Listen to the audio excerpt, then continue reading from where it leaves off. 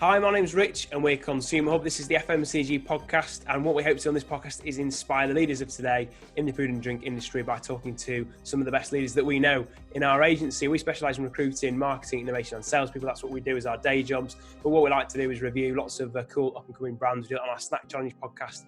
You can find our YouTube channel as well. And also, we're really keen on discussing all things food and drink. So today, very excited, we've got Ben Causon on the show with us from Ginsters and the Sandworth Group. Ben, thanks for coming on the show today. How are you doing? Very good, thank you. Very good. Smashing. And Ben's got a background in sales originally with Wrigley's, and then in more recent years has moved over to head up Ginsters. Ben, just give us a bit of an outline of you and what you're about and your career, just so people can kind of put it into context. Yes, I spent most of my career at Wrigley, 16 years there. During that time, I worked across finance, brand management, and then latterly moved into sales as part of an aspiration to get to a GM or MD, depending on your language. Yeah. And then 3 years ago, I moved to Ginsters. The big appeal for Ginsters was it very much in a turnaround. So the brand had been in long-term decline, culture needed some investment within it. And it was the right time to do something different, moving from a large market lead in FMCG into a smaller business looking to turn things around to get back into growth. Fantastic, yeah. One of the reasons I'm really keen to get Ben on the show is Ben's, like you just said, there's been involved in a rebuild, and something that Ben and I've talked to a lot about and Ben shared with me is his passion for building a culture of success. And that's really what we wanted to talk to Ben about today, is his views on what it's like to be building a culture of success, particularly in that challenging environment of turning something around, which I think is really pertinent to the moment, given the market that we're in. But what do you, how's it changed? Like, because how long have you been there now at Ginsters? Is it 3 years? 3 years. 3 years. Yeah. Have you seen the sort of wider grocery landscape change in that time, or? Yeah, I think, crikey, quite a lot of changes happened. Obviously, when we first came in, from a brand perspective, there was a lot to do. I think there's probably been two or three key drivers in the last couple of years, particularly driven by a broader macro trend. First being health. So a need for us to look at health, and health it comes through different lenses, right? You know, everything from salts and fats to actually choices around flexitarians, vegans. Food trends are changing, and to keep the brand relevant and modern, we've had to adapt. And then I think the second thing, obviously this year, is clearly COVID, and that's changed the way that we work, the way that we work with our retail partners, and the way that shoppers have changed as well in terms of the way they behave for personal reasons. So huge amount of change very quickly. So I think the one thing that is a constant is the change that's going on. Yeah. So something else I just wanted to mention, is a bit of a shout out for Ben and the team, is Ginsters has got an amazing provenance and history being on the South Coast, and you're South Coast as well, aren't you, Ben, in terms of your DNA and where you live and what you get up to? Yeah, based in Plymouth. Our bakery's up on Bodmin Moor in a place called Callington. But for various reasons, we as a brand have relocated to a really cool part of Plymouth called the Royal William Yard. We're in a pretty old granite building, and the daily view includes sailing boats going past, warships, and we've got a huge kitchen at the heart of the office because food's so important to us. And if I remembered this right, tell me if I've misremembered it, but was it River Cottage restaurant before you guys took it over? Yeah. So Hugh used to be in there, and he couldn't make it work. It was derelict for a while, and we moved in, gutted it. But like I say, the kitchen is at the heart. We actively encourage people to come in, say hi, have a coffee. And it's probably part of the journey that we want to go on, in terms of we want the brand to reflect the credentials of the Southwest, and actually we also want to reflect what the brand stands for as well in the way we work. And that extends, doesn't it, to the just the work-life balance you guys have, because you're a big cyclist, aren't you? You've got coastal paths near the office, that's right, isn't it? Yeah, we've got we encourage people to think about their work-life balance, which is really important. In the last year, we've had a couple of team builds. One would be surfing, so taking in the north coast of Cornwall. We've also been to the south coast to enjoy basically local surroundings. You know, when we live in such a cool part of the world, we don't need to work hard to really embrace that. And then, we actively encourage people to stay fit, stay healthy. It's critical, and I think no more than now, actually, where long periods of working from home can't be healthy. So, really encouraging people to get out and make the most of their surroundings. Yeah, we're doing a family holiday with some friends in September. We booked a cottage in Devon, and it's on, forgot the name of the river, but it's on an estuary with a little dinghy boat. So we're looking forward to getting out and doing some stuff on the water. So I'm excited about getting down to the southwest soon. But look us up when you're down there. Yes, yeah, might do a trip down to Ginsters HQ. One of the things that I was really keen to talk about with you is sales strategy, because you've gone from blue chip corporate Mars Wrigley's, where classically trained, very structured approach to winning in sales, into this rebuild, and you guys have had immense success with Ginsters, and the journey you've gone on is great. So I just wondered what your thoughts were, and what ingredients go in to putting together a winning sales strategy. Yeah, it's good. To be honest, I think the principles of the strategy are no different between the two organisations. And in real simple terms, for me, first of all, we need to be where our shoppers are.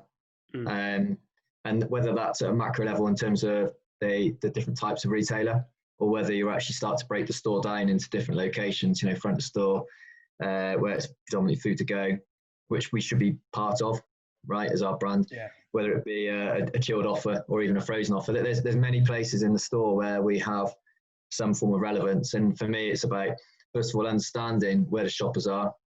It's about making sure that all of the hard work that the brand team have put in to drive awareness. And for example, we're about to go on air with our first TV ad in quite a long time shortly.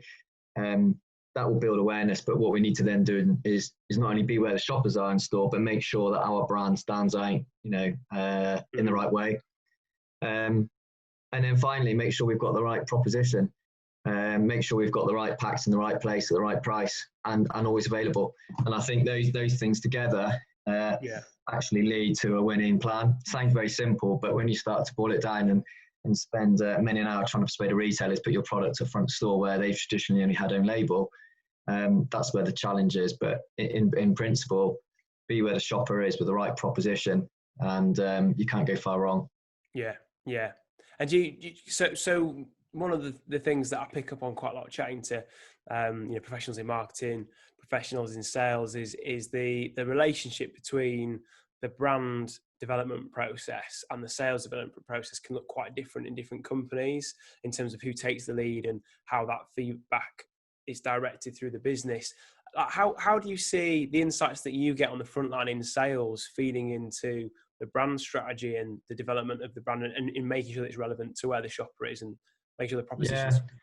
So I honestly think a lot has changed. When I look back to the start of my career, it was very brand-led, very insight-led, and it only ever flowed out of the organisation. And I think what we have today is a far more fluid structure. And I'd argue that in the later years at both Wrigley and then coming in and more recently Ginsters, a category vision has been critical to that, because the category vision knits together the sales and the marketing strategy. And actually what you're then doing is you're talking to the retailer about the insights you've got in terms of where you think there's growth within the category.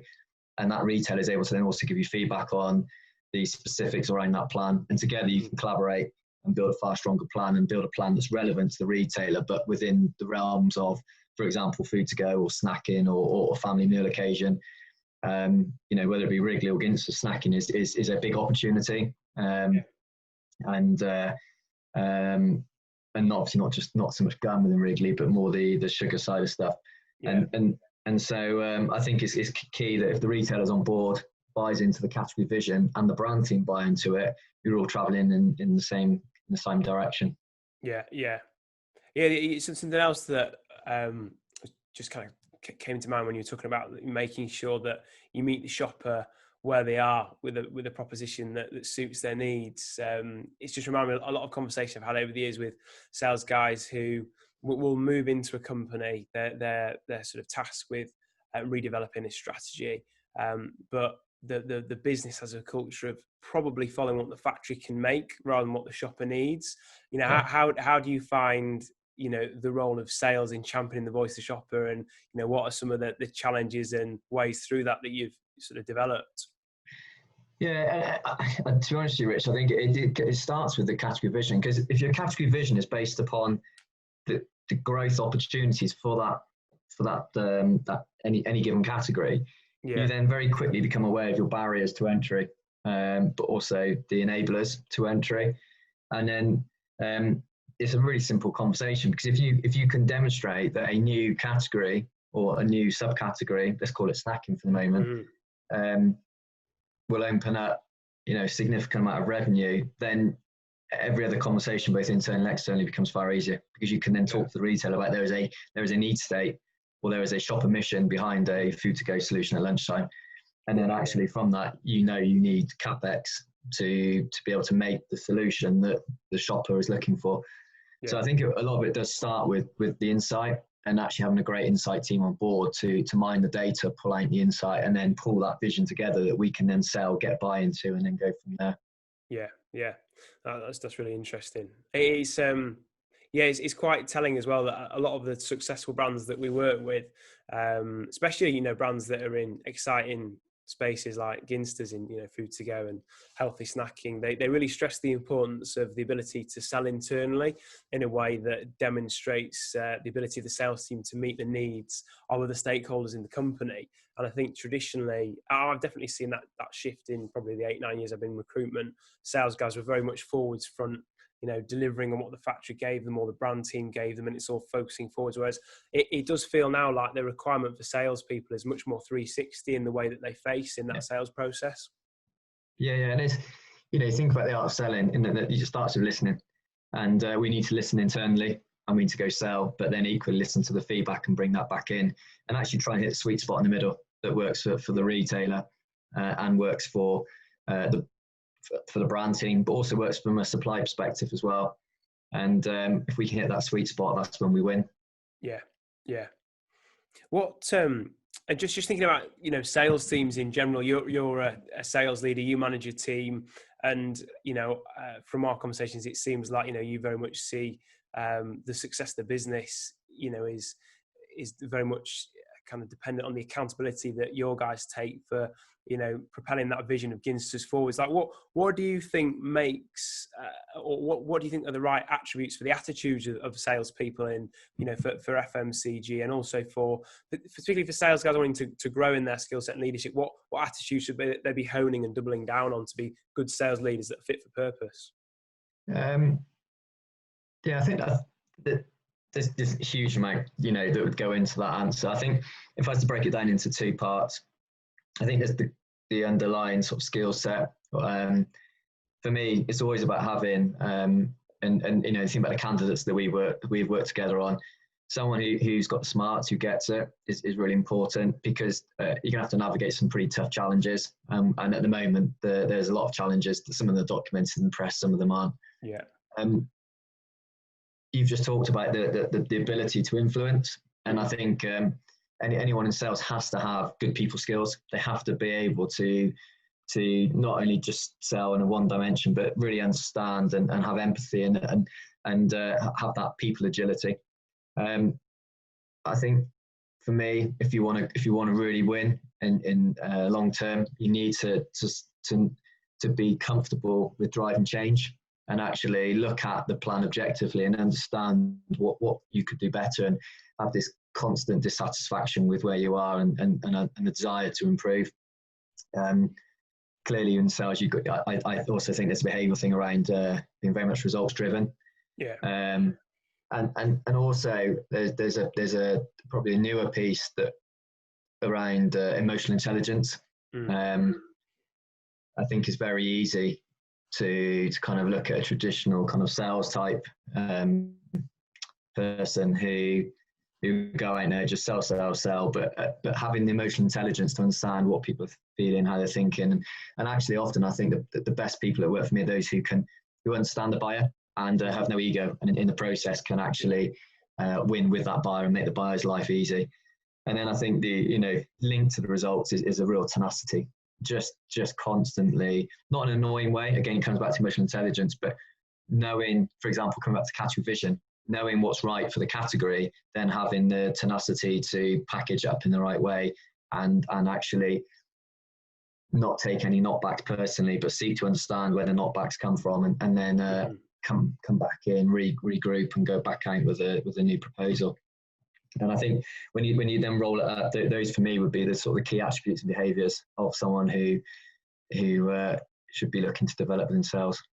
Yeah, I think that's really interesting insight around minimizing your ego. There's the guy that I work with, and he always talks about what he calls a servant leader relationship, where you're looking to lead by serving the needs of the person that you're speaking to.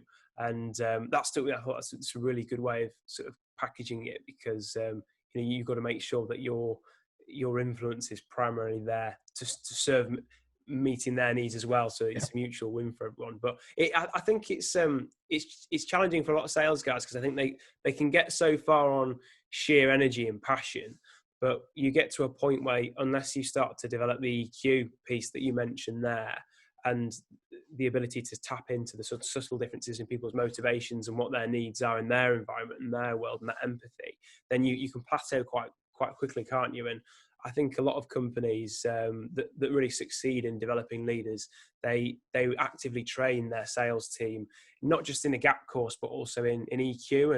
And one of the HRDs I was speaking to recently, they've started a talent academy at their company, and they talk about team a lot, which seems very basic, but actually, it's very easy, isn't it? I know it's easy for you to get just stuck in your of what I do and forget that you're part of a much bigger sort of moving feast, aren't you? And just kind of following on from that, I guess the natural sort of outworking of what you mentioned there about salespeople being results driven is some kind of KPI or way of benchmarking that. How do you, as a sales leader, accurately assess people's performance in a way that motivates them and also gives you the market feedback you need? Yeah, I mean, for me, there are two equally important areas. One is the functional side, which really taps into particularly a salesperson. So, you're looking at your net sales growth. Yeah. You're looking at your margin growth year on year. Clearly, there's some leading indicators of success. So distribution has to be in there. Are you growing your distribution year on year? And are you growing it in the right areas? And then think, engagement's an important part of that. So we'll probably touch upon engagement and culture, but I think that as part of the functional side, that anyone in the team needs to be contributing positively towards the overall culture of the team. But for me, that's one set of KPIs, and everyone gets that. For me, the other side of when I'm looking at performance is this piece around behavioural, and within that, a commitment to self-development. Because I think the only thing that's guaranteed is that that year on year, people are going to become more professional. They're going to invest in themselves, and if you're not personally investing, you're going to go backwards in relative terms. And I think by continually investing in yourself, and constantly pushing yourself to improve, everyone's going to win. You're going to win personally, but also the business is going to win. So I also like to make sure that there's a lens on behavioural and personal development, being aware of strengths and working towards those strengths, and using those strengths for the greater good of the team. Yeah. But at the same time, if there are some key development areas that are kind of barriers to success, then very much have an eye on developing maybe just one at a time. But for me, then actually, when you come back to what the KPIs would be about this whole thing around investing in yourself and personal development with the right behaviours, and then at the same time, the true functional metrics that will ensure the business is successful as well. So it's a real business plus individual type approach. Yeah. I think that's interesting that you highlight that there's two angles. There's the functional metrics, and there's also the soft metrics. And I think in my experience, speaking with account managers as a recruitment consultant, it's the soft skills and how to measure them. That's where people tend to get baffled, because if they've not had a manager that's made it explicit, then it's hard for them to know how they're being assessed on that. And normally that's happening just on a gut feel in a company that don't make that way of measuring the team explicit. And I think it's fairer on your team if they know that you're actively encouraging them to develop those soft skills. And like you say, having a culture of self-development, because it kind of creates an environment where people will sort of feel freed up to pursue that, not just get locked into being all about the numbers. Actually, the numbers have to go hand in hand with the wider growth as well, don't they?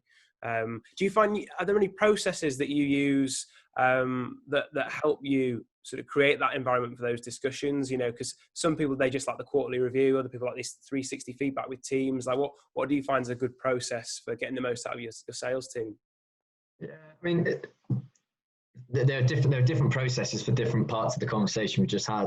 So I think you've got your kind of standard sales processes that you'd probably find in every organization. So you've got your monthly review of numbers, of risks, of ops, progress against those, when they're going to land. But that's just one aspect. I think then as a team, on a quarterly basis, is important to have it's hard at the moment with COVID for sure, but have some time out to talk about some of the softer stuff, start to build those connections or invest in those connections, at least across the team, and then actually look at where the shared objectives and how can the team in totality support each other to deliver the business objectives, but also to learn and grow through the process as well. So I think, you've got your standard sales stuff that you can do quite easily over the Zoom or Teams or whatever the forum may be in the current climate. But the harder piece for me personally at the moment is trying to think about how you connect the team in a meaningful way using IT. Yeah. Have you had to get creative then? To be honest with you, there's quite a lot of stuff I'd like to do. We've got some new members of the team, so some of it's going back to just understanding who we all are, doing a bit maybe on Myers-Briggs or insights, obviously they're based upon the same logic. Looking at PDP, sharing PDPs, building some vulnerability in the team, but it's quite hard to do that when you're looking at a screen. So kind of parked it for the minute in the hope that as we get towards the back end of this year, those opportunities will open up. Oh, that's good. Yeah. Have you done the colours, the insight colours for yourself? Yeah, I have. What colours were you? I'm a bit of an odd one because the facilitator doing it, I came out as a red into yellow, but the HR guy who did it wasn't quite convinced, because I think I can. I know we will have every colour in us, but there were times when he'd argue he'd seen every colour in practice. Probably blue. My boss would say blue is the one that I'm less strong on, which is unusual from a sales perspective. But those were the sort of, yeah. I think I'm probably a stereotypical recruiter in that I'm red yellow, whereas my business partner is blue green, and he's very good at holding me to task and flagging when I don't follow the process, which is great. It's why we make a good team, because I do need a bit of accountability there. Yeah, hence you're leading the interview and quite happy to do it. And he's in the background somewhere. Yeah, making sure it's going to work. Absolutely. And just on that point, I mean, you've touched on it, several times already, but what do you think sort of salespeople can do practically to develop better cross-functional relationships internally? Because it's a real buzzword, cross-functional relationships. You see it in job descriptions all the time, but I do think it's something that sales guys notoriously are bad at. Like I speak to, because we recruit in marketing, MPD and sales, and the guys that always complain about sales being heavy-handed at MPD, often they can be quite creative types, a little bit sort of maybe more green, blue potentially in their insights. And the big sales guy comes in red, yellows, tries to smash through an agenda and just upsets people needlessly. Like what can guys coming through their careers do to make sure they actually embody cross-functional relationships rather than just being a line on a job description? I think when you put it that way, I was asked what you meant by it. I think it starts through self-awareness. Yeah. And when you talk about if a archetype type of sales guy is a red or a yellow, clearly they're going to be out for control or drive. If you look at it through kind of the Myers-Briggs equivalent to colours, they're probably going to be a strong J and a strong S. So very no time for fluff, and always on a time-bound agenda. And I think that having that self-awareness would mean that they would just slow it down a bit, slow the conversation down, look to build their empathy, and certainly put themselves in the shoes of the other person, and not be the whole time on the take, because the way you describe it is almost as they only ever speak to someone when they need something. Yeah. And I think some of the people that we've recruited recently are absolutely brilliant when it comes to taking the time to invest in relationships when they first start. First 90 days is probably a good framework to follow. Breaking it down into the first 30 is all about just understanding what's going on, meeting people. And I think through doing that, they learn a lot about people as well as the business, and then they can form their thoughts from there. So for me, it's actually about seeking to understand, build those connections. And it's the whole sort of classic cliche of debits and credits, isn't it? Invest in people, because then when you do need a favor, or you are under time pressure, it's not the norm. It's actually a balanced approach to relationship. And I think from doing that, and certainly from a few people that we've recruited recently, one of which you've helped with, I think that's evident that they've invested the time. And actually, the most telling part of that is that the last person we recruited was 2 weeks before lockdown. Mm-hmm. But anyone coming in today wouldn't know that they'd only joined 2 weeks before lockdown, because in those 2 weeks, they were in the office every day. They met as many people as they could. They sought to understand their jobs, their motivations, stuff going on outside of work, family, hobbies, etc. And it all helps towards, I think, not steamrolling into a cross-functional conversation. Yeah. No, that's really helpful. And just on your point earlier, I think that's why companies that invest in team building do stand out, because a lot of companies, they talk a very good game on cross-functional working, but they don't necessarily invest in creating the environment for that to happen. And I don't think that's a conscious thing. I think a lot of companies they're busy, surviving, existing, growing, great people at the top. And, by the time you've been busy running a company and then sorting your family out at the end of the day, the kind of forward planning for team relationships can seem a bit periphery, but it does seem like it's a real ingredient in success in companies that are progressive and really want their people to grow. And I think from working with Sam's Group and Ginsters, it's really kind of clear that they're on that journey, which is great from my perspective, because it's an easy sell as a recruiter. Yeah.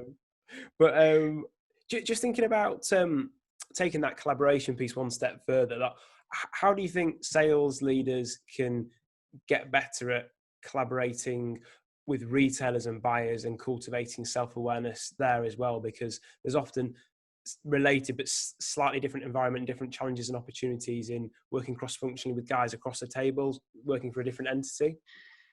Yeah, I think a lot of it's the same. You just need to remember the audience is slightly different. So clearly there are things that you can or can't say to an external party, particularly when you're a private company. I think also we need to remember that, and I mean it's in the right way, that we are all businesses need to make a profit to exist, and we need to be sustainable. So I think within that there is a need to very much understand, and I'd always encourage the team to really seek to understand what is. So when we get to the phone calls that are coming in at the moment, what is the real objective here? And if you can understand the objective, we might have to change the way we trade. But at the end of the day, the retailers need suppliers and the suppliers need retailers. So we need to find a way of striking that relationship, but it needs to be sustainable. And I think through understanding what's needed, you can then flex your plan and ideally maintain that level of sustainability, but it might just come through in a different way of trading.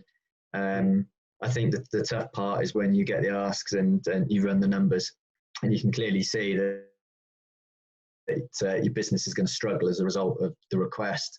And I think that's when really we've talked earlier, but having the emotional intelligence and the skill set to work with people comes to the fore, because I think you can then really work with the buyer to help them understand why what they've asked for is not possible. Clearly, there's a whole piece around negotiation training in there, but at face value, I think I'd always expect the team to be to have a level of honesty in what they convey. I think it's important that if there's a request that's really going to damage the business, then the buyer needs to be aware. There's no point kind of playing games and pretending not. We'd always encourage the team to collaborate. I think a traditional kind of trading type relationship is quite short term and can be quite damaging. And I think through a more of a partnership led approach, you can open up new opportunities. You can try new things out, and both look to grow as a result. Yeah. No, that's a really good point. How would you differentiate the difference between a trading relationship and a partnership relationship? Like what's best practice?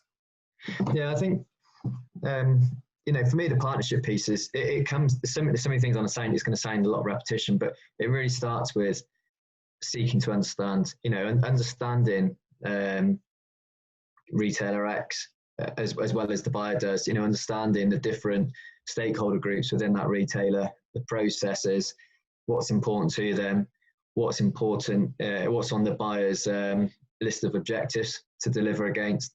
And I think once you understand all of that, you can then take the internal piece that we've talked about, and you can start to create a plan that will work for the buyer and will work for us as Ginsters, say. And then the bits that won't work, you just have to accept. Not everything we're trying to do will fit with what the retailer's trying to do, and vice versa.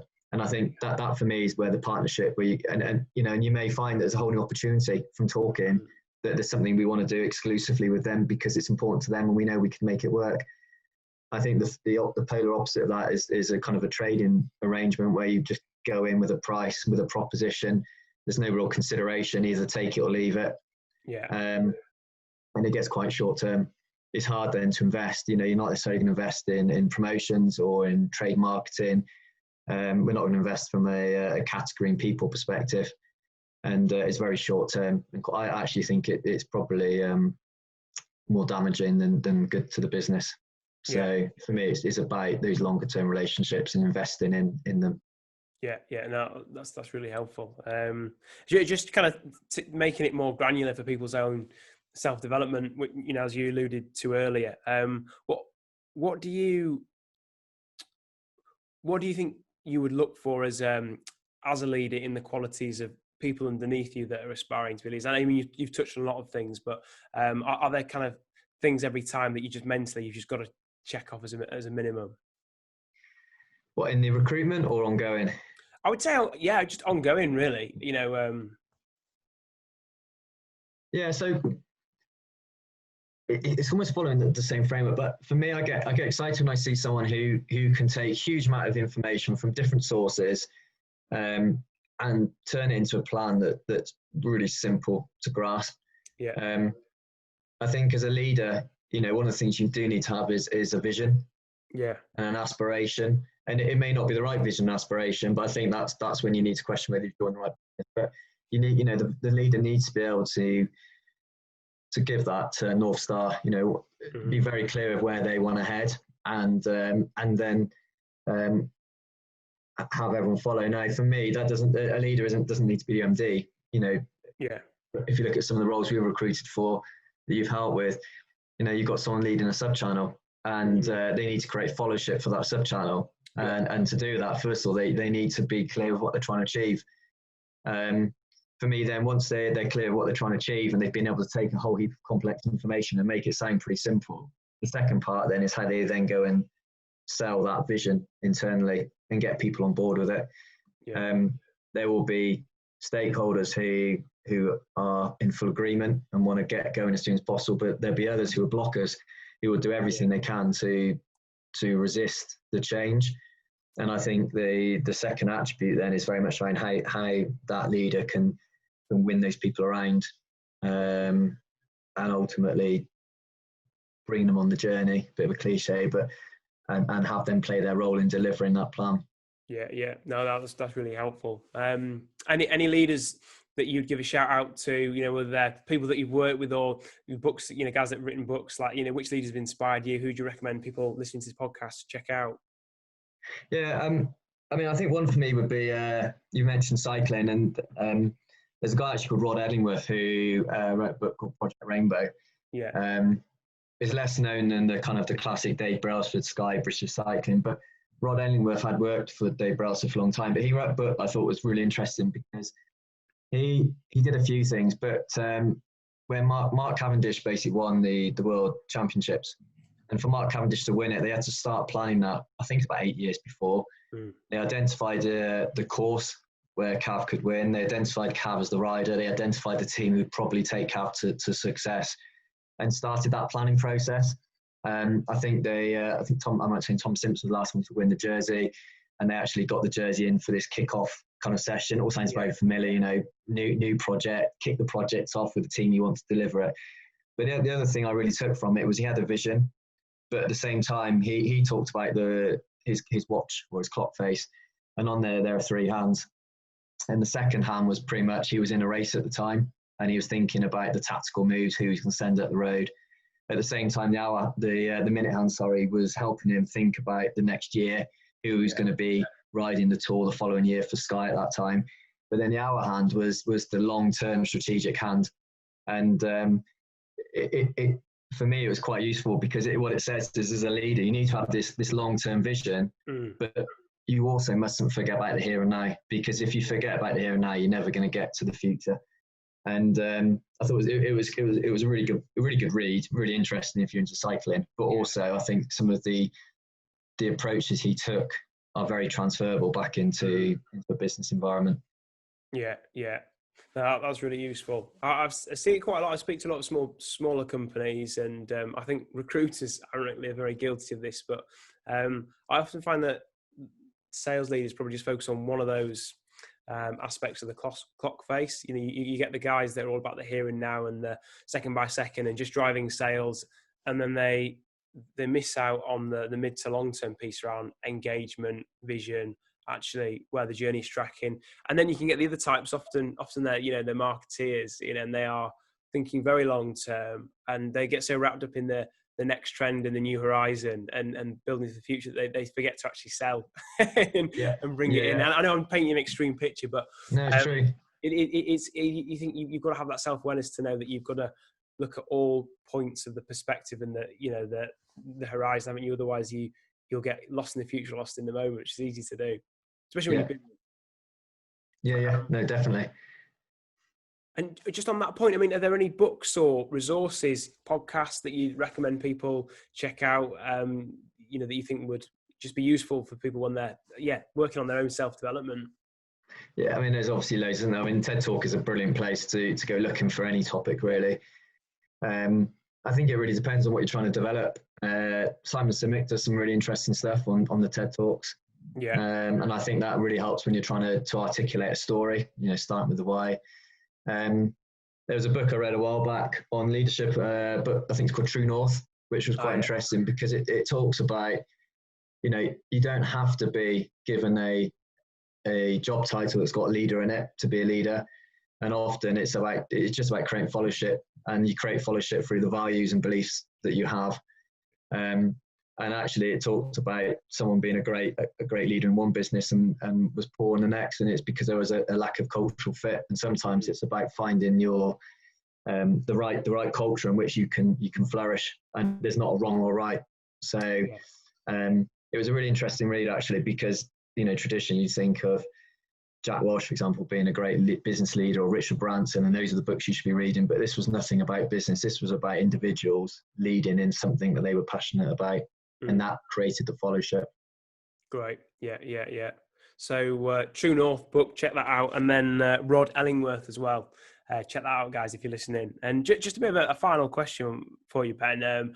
It's bleak at the moment. There's no two ways about it. It's a bit gritty for everyone. But what are you most excited about moving forwards in FMCG and in the food sector? I think for me, it's going to be just the new world, as we keep calling it, isn't so new anymore. But a huge amount has changed so quickly, and you've only got, and I think for me, the bit that excites me is keeping on top of that change. So online with the plateaued, online sales were starting to drop, and suddenly, they've doubled the number of transactions per week. The retailers are getting behind it. It's completely changed their business models. I think Tesco have hired 16,000 new people just this week. And for me, what excites me about the FMCG industry is that need to keep on top of current trends, thinking about the next trends. We're in a recession. The recession is going to deepen. How will that change behaviour? How can we ensure that we're meeting the needs of the shopper and the retailer, but also being sustainable, and I think that is quite an exciting time. I think there's nothing worse than when there's no change going on, because that's when you get stale, and this will keep everyone sharp, and we'll come out of it in a better place for sure. Yeah, opportunity for fitness and innovation. Yeah. That's a really interesting point, and we I think in the last 2 weeks, it's just starting to pick up for us. Probably last time we spoke, we were like 30%. We're at now, we're about 50% of where we're at pre-COVID. And I think probably 2 of the roles we had called in the last 5 days were digital or e-commerce roles, which is interesting. And both of those are actually part of strategic investment going forwards. People are reacting to the situation, saying, right, if we want to be fit for the future, we need to make sure we're evolving. And that's had an impact on the talent. Obviously, Tesco's have released news, to a similar effect, that digital and online is where they will be creating jobs. And I think for people looking to upskill in sales and account management, definitely growing your understanding of digital and e-commerce is going to be key, because increasing that's a channel and a route to market for the message, and also for the product that's going to be important, isn't it? But yeah, no, I think the other interesting thing is going to be some of the new consumer trends. Last year it was all about plastic. Yeah. And that's gone onto the back burner a bit, but it won't be going away. Health is still really important. I know within our business, we've launched quite a few vegan SKUs. We're working with corn closely, and having some real success in that area. And there's more to come. And and I think for me that's the other part is while the recession is going to drive new behaviours, at the same time, some of these consumer trends aren't going to go away, and they're going to evolve over time. And again, it's about trying to preempt where they're going to go and how the whole landscape's going to change. But I think health is going to become once again a real focus area for the food industry. There's no doubt about it, along with packaging. So there's so much going on. And it is always change. It's the only constant. But it does feel like it's certainly ramped up a bit. You're getting busier. Online is key. So yeah, it's really interesting. Yeah, really interesting. No, absolutely. And if people are watching and they're interested to track the Ginsters journey, where can they find you guys? I guess you're on Instagram and LinkedIn, social, all that kind of good stuff. Yeah, we've got a website which has been redeveloped. Worth taking a look at. You understand our provenance. Everything about us is Cornish. We source from a local farm, Hay Farm. All of our proteins are British, so you'll see a lot of that coming through. We've got a real strong CSR plan, looking to reduce packaging. So all of that's on there. We do sponsor a touring car. So if you're into touring cars, you can see Tom racing around the tracks most weeks with the Ginster. It looks like a Ginsters wrap, but it is. It reflects our packaging. So it looks cool. Tom's great fun actually. Hopefully next year we'll be back to sampling about 500,000 samples. So if you go to things like the Isle of Wight Festival, Boardmasters, you'll see us popping up there as well, giving away hot samples. You may even see me or one of the team. Our MD's pretty much at every event you can go to. So personal favourite. Yeah, he loves it. He loves he loves all touring cars and music festivals. So no, but we're just being true to who we are and getting out there. And one of the things that we know we have is a really good quality product. And as a result, we are just trying to get it in as many people's hands as possible. A nice hot pasty at a festival, at touring cars. What could be better? So assuming that we're back to some level of normality next year, as we were last year, then you can find us however you want to discover the brand. You'll come across it in a way that's relevant to you. Smashing. Well, look, Ben, thank you so much for your time today. I really appreciate it. I'm sure all the guys watching and listening will have appreciated it too. And if you've enjoyed the show, guys, please do like it, subscribe to it on YouTube, follow Consume Hub on LinkedIn, follow Ginsters on LinkedIn, go and try some good Ginsters products and get the brand out there. Thanks for listening, guys. See you next time.